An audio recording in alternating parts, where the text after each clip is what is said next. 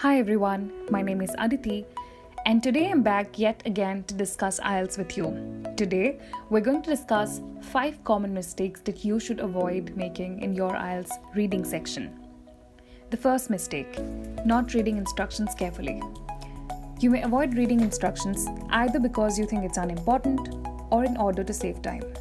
However, it's a bad idea to skip instructions. Take all your time, read the instructions carefully. Second, not managing your time well. You may feel conflicted about the answer to a particular question and end up spending more time on it, thereby having lesser time for other questions. Assign a fixed time for each question and try to answer it within that time. Otherwise, make a guess and move on to the next question. Don't waste unnecessary time when you're struggling. Wrong spellings. We often end up spelling a word wrong while writing the answers because we're in a hurry. The best way to avoid this is to double check your answers for spelling mistakes before final submissions. Grammatical mistakes, the most common one. Many students make grammatical errors while answering in haste. The best way to avoid this is to regularly practice grammar, but also make sure that you thoroughly check all your answers before submission.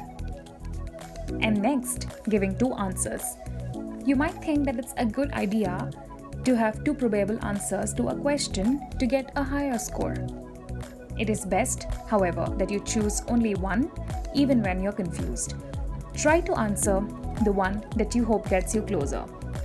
Avoiding these mistakes will help you ace the IELTS reading section, which can in turn increase your overall IELTS score.